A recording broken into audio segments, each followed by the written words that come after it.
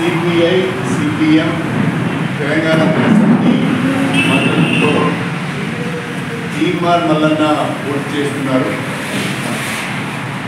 ఈ పట్టభద్రుల నియోజకవర్గ ఎన్నికలలో కాంగ్రెస్ పార్టీ బలపరిచిన సిపిఐ సిపిఎం టీజేఎస్ మద్దతు తెలుపుతున్న తీర్మార్ మల్లన్నకు మీ మొదటి ప్రాధాన్యత ఓటు వేసి గెలిపించాలని చెప్పి 3 ఉమ్మడి జిల్లాలకు సంబంధించిన పట్టభద్రులందరికీ కూడా నేను విజ్ఞప్తి చేస్తున్నాను. తీర్మార్ మల్లన్న గెలుపు ద్వారా పట్టభద్రుల సమస్యలు, నిరుద్యోగులకు సంబంధించిన ఉద్యోగ అవకాశాలు, ఉపాధి అవకాశాలను కూడా ప్రభుత్వం దృష్టికి తీసుకెళ్లే అవకాశము, వారి సమస్యలను పరిష్కరించే అవకాశము, ప్రభుత్వం ద్వారా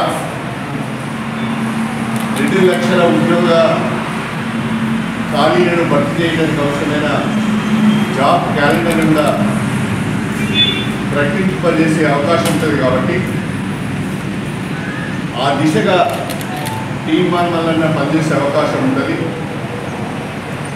కాంగ్రెస్ పార్టీ పరంగా మేమందరం కూడా ప్రభుత్వంను అడిగే అవకాశం ఉంటుంది, జాబ్ క్యాలెండర్ ఇప్పించే అవకాశం ఉంటుంది. కాబట్టి భారతీయ జనతా పార్టీ భారత రాష్ట్ర సమితి చేస్తున్న తప్పుడు ప్రకటనలకు, తప్పుడు ప్రచారానికి దయచేసి మోసపోవద్దని, పట్టభద్రుల సమస్యల పరిష్కారం కొరకు కాంగ్రెస్ పార్టీ అభ్యర్థిని గెలిపించాలని, వారికే పట్టభద్రులు మొదటి ప్రాధాన్యత ఓటు వేయాలని చెప్పి నేను ప్రత్యేకంగా విజ్ఞప్తి చేస్తున్నాను. ప్రధానంగా కేంద్రంలో ఉన్న భారతీయ జనతా పార్టీ, నరేంద్ర మోడీ ప్రభుత్వం 10 సంవత్సరాలుగా యువతకు చేసింది ఏమీ లేదు. ఉపాధి అవకాశాలు కల్పించలేదు, ఉద్యోగ ఖాళీలను భర్తీ చేయలేదు. 2014లో భారతీయ జనతా పార్టీ తన ఎన్నికల మేనిఫెస్టోలో అప్పటి ప్రధానమంత్రి అభ్యర్థిగా ముందుకు వచ్చిన నరేంద్ర మోడీ గారు చాలా స్పష్టంగా దేశ యువతకు ఒక హామీ ఇచ్చారు. భారతీయ జనతా పార్టీ అధికారంలోకి వస్తే సంవత్సరానికి 2 కోట్ల ఉద్యోగాలను భర్తీ చేస్తామని, ఉపాధి అవకాశాలు మెరుగుపరుస్తామని చెప్పి హామీ ఇచ్చారు. 10 సంవత్సరాలుగా అధికారంలో ఉన్న నరేంద్ర మోడీ, 10 సంవత్సరాలుగా అధికారంలో ఉన్న భారతీయ జనతా పార్టీ 20 కోట్ల ఉద్యోగాలు భర్తీ చేయవలసింది పోయి 20 కోట్ల మందికి ఉపాధి అవకాశాలు కల్పించవలసింది పోయి కనీసం ఈ 10 సంవత్సరాల కాలంలో కేంద్ర ప్రభుత్వ సంస్థలలో 20 లక్షల ఉద్యోగాలను భర్తీ చేయలేదు. ఒక మాటలో చెప్పాలి అంటే నరేంద్ర మోడీ గారు, భారతీయ జనతా పార్టీ యువతకు ద్రోహం చేసింది, యువతను దగా చేసింది అని చెప్పడంలో ఎలాంటి సందేహం లేదు. అంతేకాకుండా ఈ 10 సంవత్సరాల కాలంలో విభజన చట్టంలో పొందుపరిచిన హామీలను కూడా బీజేపీ నెరవేర్చే ప్రయత్నం చేయలేదు, ఆ హామీలను అమలు చేసే ప్రయత్నం చేయలేదు. నేను అనేక సభలలో, పత్రికా విలేకరుల సమావేశంలో చెప్తున్నాను.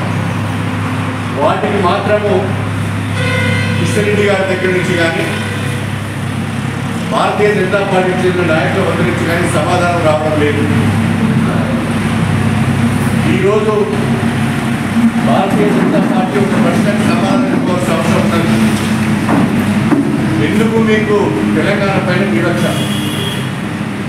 ఎందుకు తెలంగాణ పైన సవితి తల్లి ప్రేమ?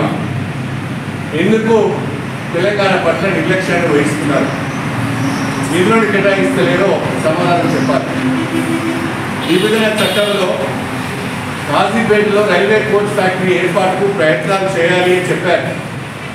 కానీ 10 సంవత్సరాల కాలంలో సాధ్యాసాధ్యాల పైన కూడా మీరు ఏ రకమైన చర్యలు తీసుకోలేదు.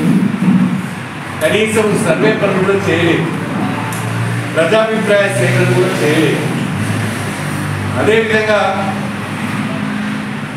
బయ్యారంలో స్టీల్ ఫ్యాక్టరీ గురించి ప్రస్తావన వచ్చింది.